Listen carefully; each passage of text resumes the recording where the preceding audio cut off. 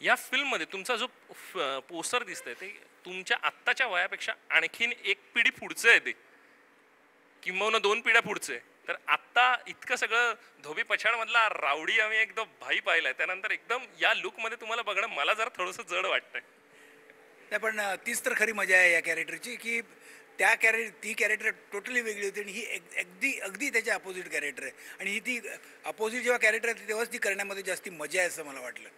कारण काय असतं, तुम्ही एक स्टॅम्प होण्यापेक्षा तुम्ही जर एक वेगळं वेगळं काहीतरी दाखवलं तर ते मला आर्टिस्ट म्हणून मलाही बरं आहे आणि ऑडियन्सला पण बघायला पण बरं वाटतं ना.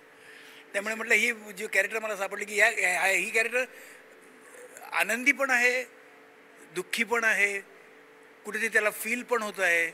अशा तऱ्हेची ही एक वेगळीच कॅरेक्टर आहे ही. या सगळ्यामध्ये मला असं वाटतं की आत्ता म्हणजे ज्या फिल्मचं हे पोस्टर बघून मला असं वाटतं की एकत्र कुटुंब पद्धती या गोष्टीला आत्ता तितकंसं महत्त्व राहिलं आहे. एकत्र कुटुंब पद्धती आत्ता अस्तित्वात, कारण न्यूक्लिअर फॅमिलीज इतक्या आहेत, तर आत्ता हा विषय तितका रिलेव्हंट वाटतो तुम्हाला? नाही, बरोबर आहे. सध्या म्हणजे एकत्र कुटुंब पद्धती पद्धत राहिलेली नाही, कारण हल्ली बाकीचे जे सर्कमस्टन्सेस वाढलेले, खर्च वाढलेले आहेत, तेव्हा एकत्र कुटुंब पद्धती राहणं हे तितकंसं कोणाला पटत नाही असं होतं आहे. आणि एका ठिकाणी राहण्याची म्हणजे घरं पण एवढी लहान झालेली आहेत की आता एकत्र कुटुंबीने एका घरात राहू शकत नाही. मग त्याचे त्याचे फायदे पण आहेत आणि त्याचे तोटे पण आहेत.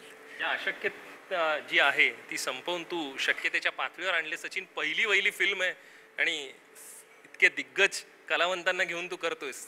तुझ्या मनात काय होतं नेमकं ही फिल्म करताना? ही फिल्म करताना माझ्या मनात एकच मुद्दा होता की कौटुंबिक चित्रपट, पहिला चित्रपट करेन तो कौटुंबिक चित्रपट असावा. आणि मी स्वतः एकत्र कुटुंब पद्धती वाढलेला असल्यामुळे एकत्र कुटुंबाची जे त्याचं महत्त्व आहे ते मला चांगलंच माहिती आहे.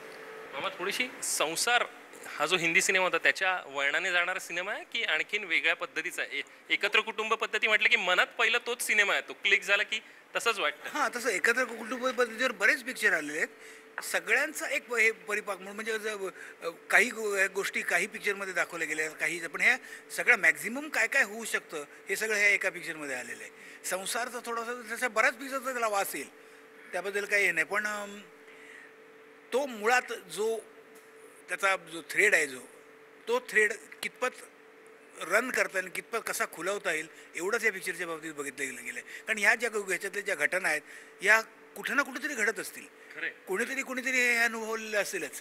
त्यामुळे ते सगळं एकत्र बांधून त्याचा एकसंधाचा परिणाम काय होईल हे आम्ही दाखवलेलं आहे. जुनैद, आप तो वाकिफ है हिंदी फिल्म इंडस्ट्री से, पर ये जो नई फिल्म मराठी में कर रहे हैं आप, उसका क्या तजुर्बा रहा है और एक थर्ड पॉइंट ऑफ व्यू से आपको क्या लगता है इंडस्ट्री कैसी है मराठी आपको?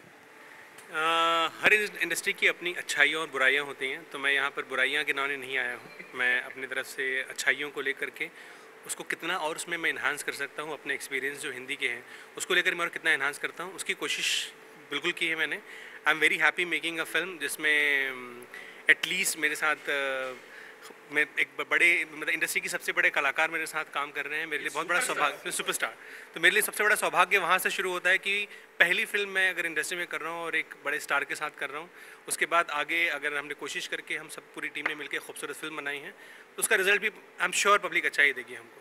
हां, काय असतं, कुठलीही कॅरेक्टर असते, कुठल्याही कॅरेक्टरला एक सूर असतो, पण या कॅरेक्टरला बरेच सूर आहेत आणि इतके त्याची स्थित्यंतरात इतके त्यांचे व्हेरिएशन्स आहेत आणि ती दाखवण्यात फार मजा होती.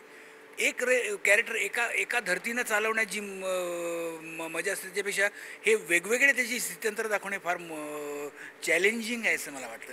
आणि ते मला ह्या रोलमध्ये आढळून आलं की हा माणूस पहिल्यांदा आनंद खेळ सगळं वाटत हे करत असतो, पण एक कुठेतरी किलमिश पडल्यानंतर जे कुटुंबाची जी वाताहत होते ती सावरण्यासाठी त्याची जी धडपड असते आणि ते सावरताना जे काय काय त्याचे हाल होतात, त्याला भोगावं लागतं, काय काय सहन करावं लागतं, हे दाखवणं हे म्हणजे मोठं चॅलेंजिंग होतं. आणि हे मला असे कंगोरे दाखवणं मला फार आवडतात, म्हणून मी हा कॅरेक्टर मी करायचं ठरवलं.